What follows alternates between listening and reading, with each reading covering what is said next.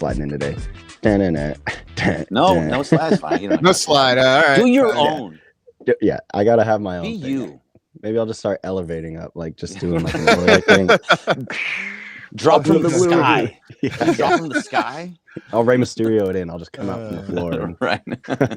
Welcome to a Monday edition of the Blue Review. Guys, we got a lot to get into. Vintage Kershaw. We're really excited on that aspect. There are some negatives that we want to get into. I guess Doc shouldn't be called Doc anymore. Oh, Lord. God, he's not allowed to speak on injuries. I feel like they're just calling him that ironically now. At this point, it's all fake. It's all lies. Yeah. So everyone in the chat, we appreciate you already being in here, being active. I see it's already popping. So shout out to all of you. And of course, before we get into all of this, I want to remind everyone that here at the Blue Review, we're presented by LAX, our friends at the one and only Los Angeles International Airport. Oh, look at that.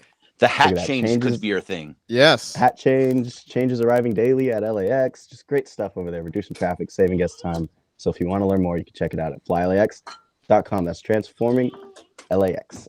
So we'll get into that in a sec. But let's do it. Marcus, the Dodgers got the series win in St. Louis.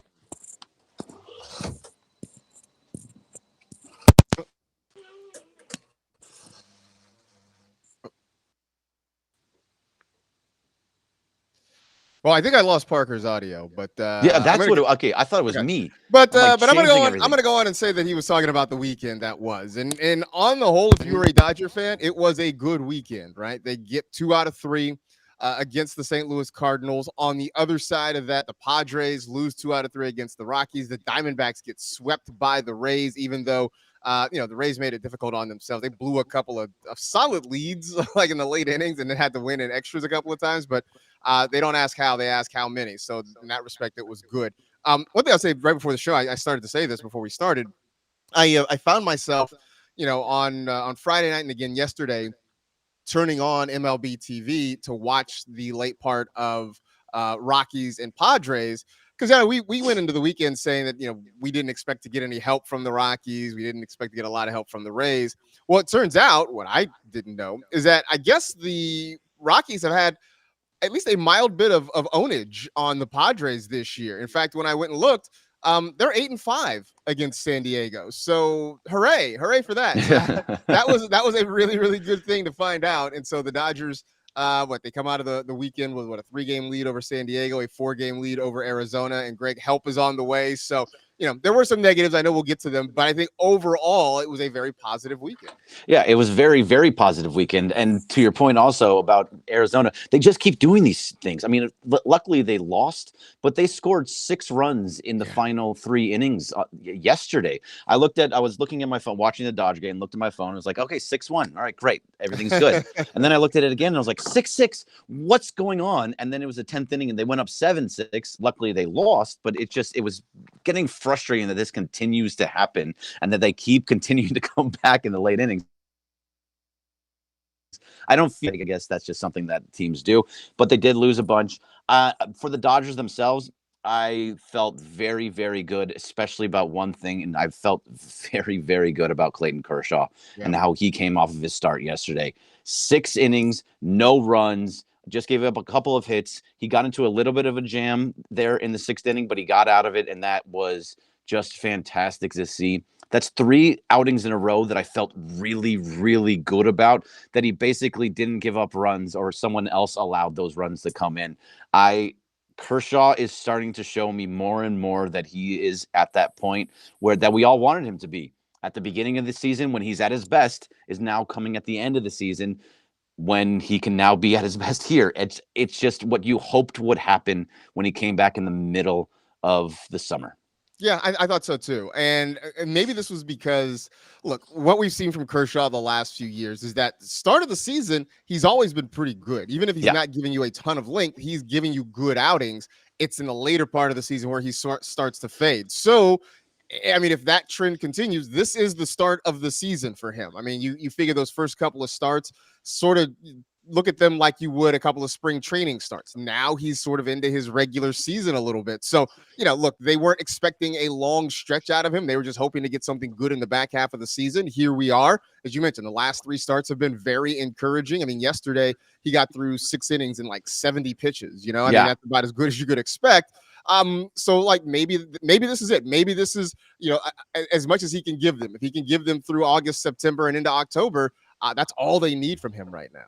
Yeah, absolutely. And to that point also, I was following pitch count. I'm a pitch count guy. I don't know why. I just always have been. I stare at pitch counts during games. I see where you're at. Okay, that's about 10 an inning, 15 inning. 20. We don't want 20 an inning. That's constantly what I look at. And he was at 56 pitches through 5. And that was just so efficient because he was throwing strikes. And so they had to swing, and at the same time, they were trying to get on him early and take early swings to try and get him at the very beginning, and it just wasn't working out. There was a lot of swing and miss. There was a lot of things that just what you've always expected out of Kershaw, and the fact that he's doing it now and he's doing it 3 times in a row is extremely encouraging for him. Obviously, the first 2 outings were rough. He was coming off of an injury, and it looked like, God, I don't know if he's ever going to get there. Because you're not used to this Kershaw. He's proving every single person that doubted him wrong. No, absolutely. And I thought a thing that he did yesterday that the other Dodgers starters didn't do, because Wroblewski didn't do it, and certainly Bobby Miller didn't do it. He was ahead in the count. He was strike 1 on pretty much everybody. I don't know what it ended at, but I know at least the first 10 guys, he was 0-1 on that. And so that allowed him to sort of dictate the at-bat. That is not something that we saw out of Wroblewski, even though he was able to sort of manage around it. Miller couldn't do it, and it went badly. That whole start was just, let's just throw that away because that was pretty awful. But Kershaw was ahead in the count. He was able to dictate, and even though we know he's not a guy who's going to hit high velocities anymore, right? He's going to top out in the low 90s at best. He is a pitcher. He knows how to move the ball around the strike zone. He knows how to keep guys off balance. Nobody really hit the ball hard against him. He didn't really have any serious issues until you mentioned just kind of that 1 inning. And then it became a thing of just holding your breath and crossing your fingers that the bullpen could keep it together. Because I don't know about you, when Daniel Hudson gave up the home run to Nootbaar, I just got a really sick feeling in my stomach. No. Right. That they were going to get this amazing start out of Kershaw, and somehow the bullpen was going to give it away. Yeah, so I mean that's Mm-hmm. where Daniel Hudson is right now. I mean that was his first outing since he'd had that 3-run just disaster a couple days before that. But yeah, it's going to Bobby Miller. I don't actually blame Bobby Miller for this one right now, for that Saturday start. He wasn't really supposed to even be coming up. He got brought up because they didn't know what were going on with Tyler Glasnow. He probably was going to have a little bit more time down in AAA before he was called up. But that's just kind of how Bobby Miller works with the Dodgers. They bring him up out of necessity and not out of need, or out of want. I'm sorry. And they did it again for this one, and that's the whole thing. Like Tyler Glasnow, obviously it is a IL stint. I don't believe in the slightest that he is getting. They're just giving him more time off. That's what it seems like, because he was fighting to pitch in that game, and Dave was like, "Nah, we're gonna just kind of figure it out." But the day before, Dave says, "Oh no, he's gonna start. He's gonna start," just like he said about Freddie Freeman. "Oh, he's gonna play on Sunday. Don't worry about it." Nah, he's scratched. So for Bobby Miller, I don't blame him there. I just don't. I wasn't nice. It wasn't good to see. Yeah. But it's a little. He should be going back down at some point. Yeah, I mean, at some point he's up, as you mentioned, because they need him to be up, because they need him to take starts and fill innings. But he really struggled with the breaking ball, and you sort of saw that at some point. The Cardinals were like, "Well, we're just going to wait on the fastball, and we're going to hit that. We're going to hammer that as much as possible." The fact that he only gave up the 4 runs, the fact that he couldn't get the curveball over, he had 4 wild pitches and only gave up 4 runs. I mean, I think if you want to take some positives away from it, I guess that's the one. But on the whole, you just need a whole lot more out of him, especially, if Glasnow is going to miss at least one more turn in the rotation. We're still trying to figure out we're still trying to figure out how this rotation is going to go. So Miller's got to at least be a little bit better for sure. Yeah, and Wrobleski too, and so does Walker Buehler. Walker Buehler is going to get another start tomorrow. I know that I was thinking he was going to be some sort of a 60-day IL or a DFA candidate. I still don't fully necessarily disagree with that same take, but at the same time, you don't have anything anymore. What are you have to throw him out. There's no choice in the matter. I really truly believe though that if they had somebody that was better, if they had Glasnow, if they had Yamamoto, if they had their full set of starting pitchers, that they probably wouldn't be getting that many more starts. But the fact is he needs to pitch tomorrow, and he's going to. It's going to be interesting either way, but I don't know. I kind of trust guys like Landon Knack a little bit more right now. Yeah, I mean, I don't think you're wrong, and we'll see what we get out of Gavin Stone tonight against the Mariners, because it hasn't been great, but it's been passable. I think it's probably the best way to describe it. The last few starts for Gavin Stone, so we'll see what we can get. By the way, I don't know if you saw this come across, this tweet from David Vassay. Hunter Fiducia will be at Dodger Stadium. Austin Barnes took a foul ball off his left big toe in the third inning yesterday. That was bloody and painful. Dodgers are considering IL. Oh, jeez. Well, I mean, Barnes has been playing pretty well. He had a really nice throw to catch a steal yesterday. That was really nice. That's just too bad. Hopefully, if it's an IL stint, that means that you need somebody else for Kershaw. That means Will Smith will have to have to catch for Kershaw, and you know how Kershaw is with a designated catcher. Right. So that's too bad. But look, I don't know what they're going to do today. If they bring back up Edman, do you see anything about Edman and Muncy? I mean, I saw yesterday. I haven't seen anything so far today about it. No. But people need to go to get that to happen. So I don't know what the case is and what they're going to do. And it could be somebody. I was very, very shocked yesterday when I saw that we saw it in the group chat when Brent Honeywell was DFA'd. That was a surprise. That was shocking to me. A guy in the bullpen that has been good out of the bullpen, you're DFAing. I don't know. It just seemed very strange to me. And they brought up a guy that I had never even heard of. So it's, what are they going to do there? Yeah, I mean, I'm not sure. I'm with you, though, because Honeywell had given them some really, really good innings. Again, he was that guy that you sort of count on, too, if you needed to go 2 innings or so with a reliever. He was a guy you could kind of put in there. So I was definitely caught off guard by that. I don't know what this means. I mean, I guess my only thought is they are hoping things are progressing quickly. I mean, look, there was the news about Brusdar Graterol that he's starting to throw, that he is ahead of schedule and could be back within the next week or two. So I don't know if that move, I don't know. It just seems early to kind of make that move if you're looking at Graterol. So I'm not sure why that happened. Yeah. What's up, Parker? Hey, how we doing? Hey.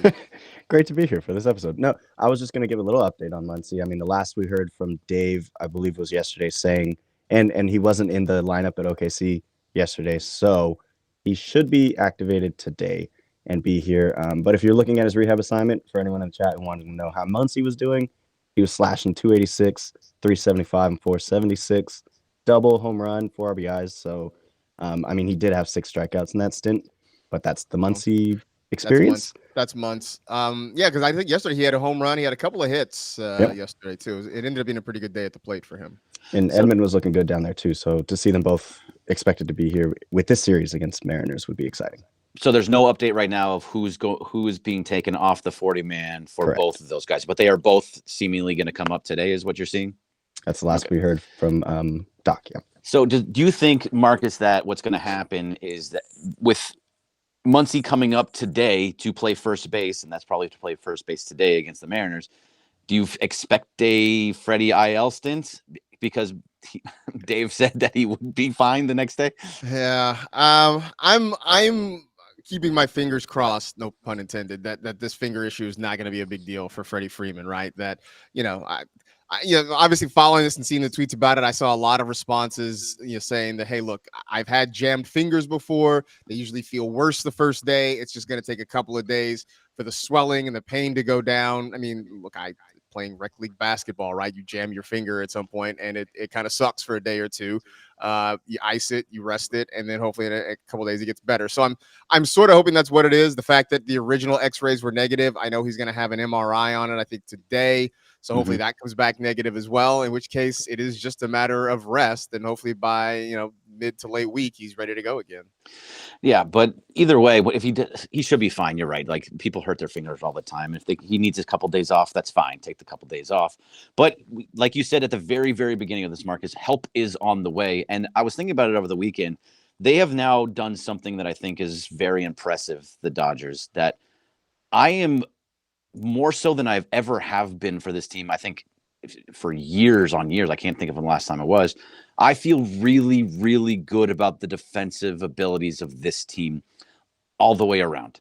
Every single position, I feel great. Will Smith has been catching runners consistently and is doing a great job behind the plate. Your outfield is fantastic now when you have Mookie, Kiermaier, and Teo in the outfield. That's great. Freddie's obviously fantastic at first base. Gavin Lux has played a really, really good second base. Obviously, your shortstops are Rojas and Nick Ahmed. Nick Ahmed was a Gold Glover, and Rojas is great defensively. Muncy, before he got hurt, was actually looking really good at third base. So I feel really good about defense on this team. And I don't remember the last time you felt this good about defense, if you feel the same as I. No, it is a very good defensive team. And I think it's funny because I don't know if that was the plan, but it does seem like as this team was sort of being constructed, right, as they were working around injuries, that even if they weren't getting guys who could hit, they were finding guys who could play defense. That was the thing we said about Nick Ahmed when they brought him in. It's like, okay, well, he's not going to give you much with the bat, but he's going to play a solid shortstop. Same with Kevin Kiermaier. He's not really going to hit, but we've already seen a couple of games where defensively he has saved this team some runs and he has made some really big plays defensively. So that's sort of working out. And then it helps that, Kiermaier has come up with a couple of big hits. I mean, that 3-run homer he had on Friday night obviously was huge. So I'm with you, right? I mean, Miguel Rojas, we know what he is at shortstop, and the fact that he's hitting is outstanding. So you are feeling a lot better about this team defensively, which, at the beginning of the year, we were the opposite, right? It was like, hey, this team, it may be sloppy at times, but they're going to score a lot of runs. And now we're at a point where it's like, okay, well, the runs may be hit or miss, but we know that they're going to catch the ball, and that's fine. Yeah, remember we were talking about how you can't have the entire left side of the infield be a problem, because it was either Mookie or Gavin at shortstop, and Muncy was a disaster for the last few years at third base. And we're like, you can't have all of that. And now we're like, okay, this feels really good. So it's very nice to see. So if you have all that, and then you have, as long as Freddie is okay and it slides right back in the lineup when he's ready, and then you bring back Muncy, and then we have to see what Edman does. Your lineup gets so much longer, and it still comes down to Mookie. Mookie in right field just changes how that entire outfield defense looks. I mean, you saw the play that I think it was Saturday when he was diving down the right field line for a catch. It's like, those are things that most guys just can't do. And he is just such an amazing athlete. And then he's been hitting like crazy. Yeah. I think what 2 hits, I think, in every game that he's played since he's been Is back. it every game? I didn't want to say it without, because I thought that it was, but I wasn't sure. And I was like, I don't believe it is. I should double check that before I just put it out there in the universe. But either way, but to your point though, he is hitting. That's not true. So he had an offer on Saturday. Okay. Yeah, okay, so I did. He had an offer on Saturday. But either way, he's been hitting the ball great. I'll say this. Do we revisit the conversation about putting him in the leadoff spot and moving Shohei back to second? Because Shohei is hitting for power. I mean, the home runs are there. The rest of it has not been great. So at some point, do we revisit this and have Shohei back in that number 2 spot to maybe, I don't know, just sort of change his headspace a little bit? So, I mean, it's still a part of the conversation. I know that was what was our conversation when Mookie first went down, but I just don't know if they will ever move Shohei off of it. It just, he does so much in that leadoff spot, and to have somebody like Shohei, to be in that leadoff spot that has, when the bottom of the lineup, if someone gets on and there's 2 outs, I kind of trust Shohei. I mean, I know his numbers have been dipping, and they've been dipping pretty steadily for about 2-3 weeks now, Parker, but it went from about 310 to he's 290 now. His OPS is, for the first time in I don't know how long, is below 1,000, which fine. I mean, he's still amazing, and the numbers are still incredible. Yeah. The fact is, the overall numbers have been dipping. Yeah, he's rounding out to about his career average, which I mean, I think we can say we expected, but he's still having one of the best years he's ever had. And you're Right. looking at that 40-40 watch. I saw this, Greg, I know you love fun Sarah Lang stats. Yes, I It's do. only his 122nd game, and he's already at 39 and 37. The quickest seasons to get to a 40-40. 2006 Alfonso Soriano, it took 147. Oh, So wow. he's honestly gonna make it this week. If you're looking at how he's been stealing bases, every time he's on base, it's a stolen base. So he's gonna get to that 40-40, but can we see a 50-50 watch? I don't know. I mean, he's on pace for around 47, 46 stolen 50-50 bases. seems, I mean, it would be amazing. I don't particularly see that happening, but 40-40 is very much it's right there for the taking. And I guess that's the other I mean, this is purely selfish on our part, but like to see him do it, I think he's better off in the leadoff spot to get to 40-40. I think hitting second makes it a little bit harder, but whatever. That's just us stat chasing. I think he is going to have a 45-45 season at least. And if he does that, I think he'd be the first one ever to have a 45-45 season too. So we're talking about 50-50, 45-45 still. I'm not positive about that, but I'm pretty sure 45-45 hasn't happened. Yeah, we'll double check on that. But still, just to see those stolen bases, back to your point about going from first to second in the lineup, it's been very beneficial to the Dodgers. Even though if his numbers are dipping when he is on base, he gets to third easily for Freddie, who, as we know, he's probably the best slap hitter in the game. So Freddie's RBIs have gone up and his production's been looking better. So there's that side, but Mookie can do the same thing. So it's a tough conversation. It's to your point, no one has ever gone 45-45. I guess the closest would probably be Alfonso Soriano in 06. He 46 homers, 41 stolen bases.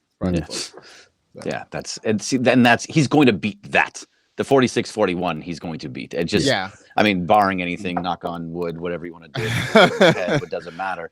But yeah, whatever it takes, something like that is going to happen. But that just shows the amazingness of Shohei. And that's like when you have a typical leadoff hitter, you want a guy that gets on base and then can steal bases to move things along. And that's what he's doing. So that's why I don't think he's going to move from that leadoff spot, because once he gets on, you don't know what's going to happen. The other day, he stole second and third in the same inning. So yeah. Hey, if it ain't broke, don't fix it. I know his numbers are dipping, but the Dodgers are winning. So we got a good series against Seattle coming up. What are you guys expecting from this one? I know you said we got to throw Walker out again off of necessity, but is there anything else we should look out for during this series?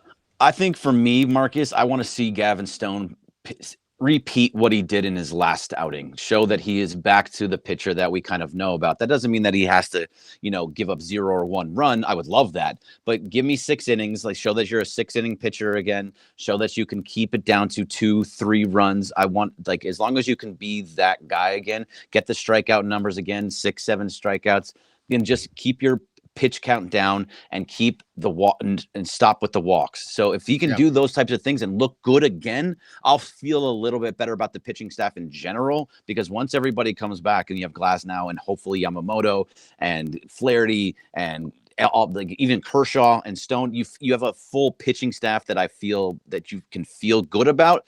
I feel like that lead in the West will just rise. Yeah, I mean, the walks, I think, are the important thing there, right? Just don't give up any free passes, make them earn their way on. I mean, I thought what we saw against Milwaukee, which is a good hitting team, they're not necessarily a ton of power, but they can hit.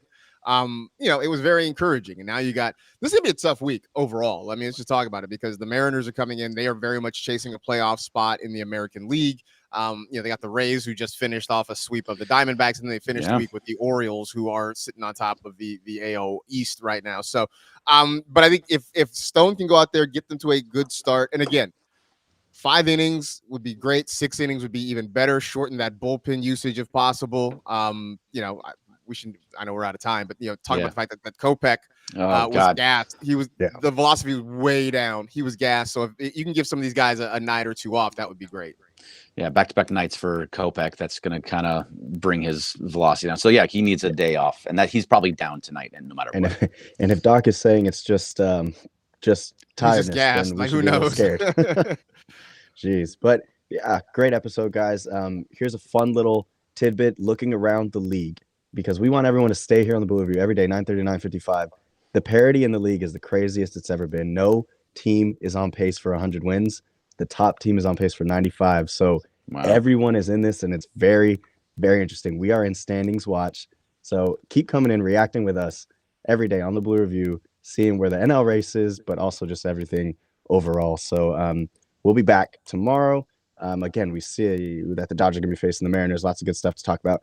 Marcus, thank you so much for being here. Greg, as always, Corporate Greg, thank you to you as well. Thank you to LAX. I've been Parker Bell for the Blue Review. We will be back mañana. And now I'll slide out on this one. Where's our We need to get some graphics for you to go up. Yeah.